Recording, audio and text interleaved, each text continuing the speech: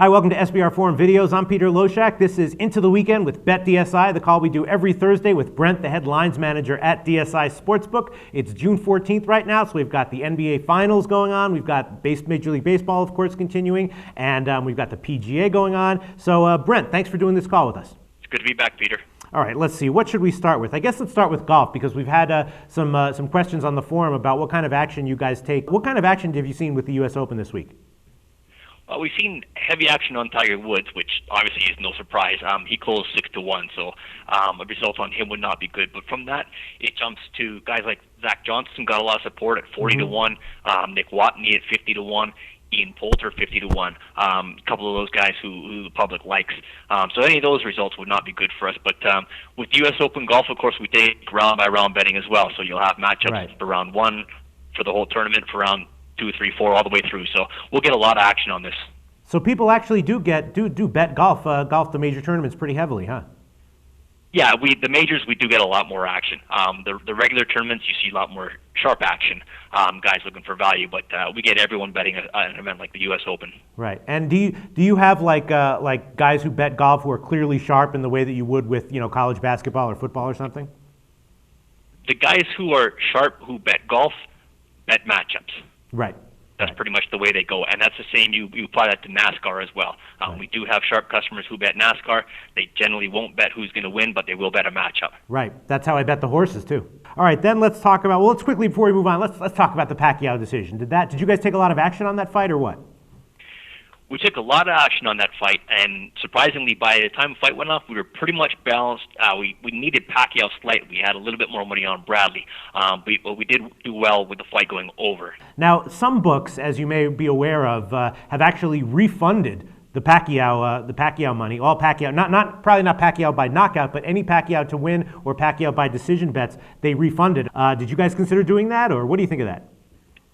No, I think it's just a dangerous precedent to set because the beauty's in the eye of the beholder. And, in terms of how many customers might call for a different fight saying, hey, I think that was a close or a bad decision. Whether there's a public outcry about it or not, someone might, take an ESPN Friday night fight. There's bad decisions there all the time. Someone's going to say, hey, that was a bad decision too. Can we do the same thing? So it is a dangerous precedent to set. And again, from the Sportsbook point of view, you're talking about we have to pay the winners on Bradley. Right.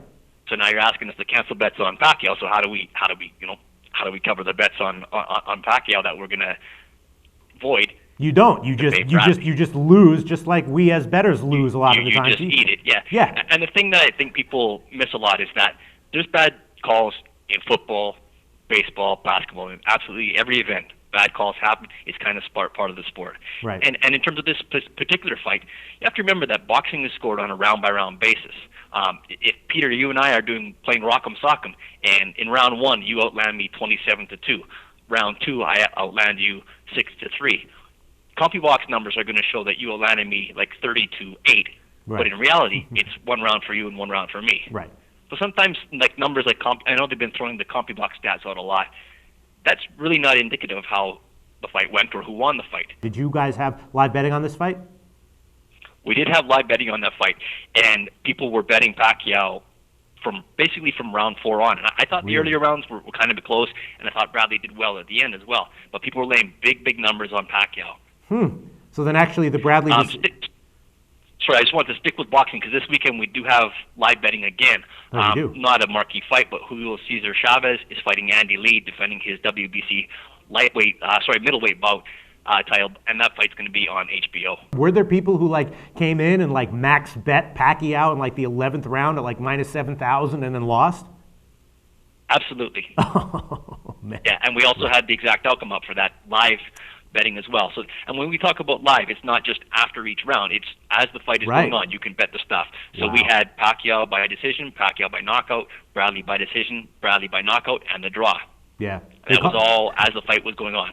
Now let's move on to the NBA. OKC is up 1-0. Game 2 is tonight, and then Game 3 is this weekend. It moves back to Miami. What kind of action are you expecting to see on that Game 3 in Miami? I mean, let's say that OKC wins by 10 or 12 tonight. What kind of action do you think you're going to see in Game 3?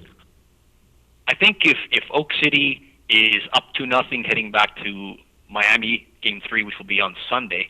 I think you're probably going to see Miami favored around 4.5, maybe even as high as 5. Really? If they go back home split, that line will probably be 4, and we should be balanced. There's just a whole lot of action coming in on these games. All right. And then what's happening with the series price? Because just today, the biggest jerk-off on the entire forum of SBR, all the thousands of posters, the number one jerk-off came on and said that he bet $27,000 on OKC to win the series. What would your general thoughts be on someone who bet $27,000 to win $10,000 on OKC after Game 1? And be completely honest, please. Completely honest? Yes. That's a bet obviously we'd want to take. Anytime someone's laying 270 when the team's up, they've only played one game so far, and let's not forget that Miami was absolutely dominant in the first half of Game 1.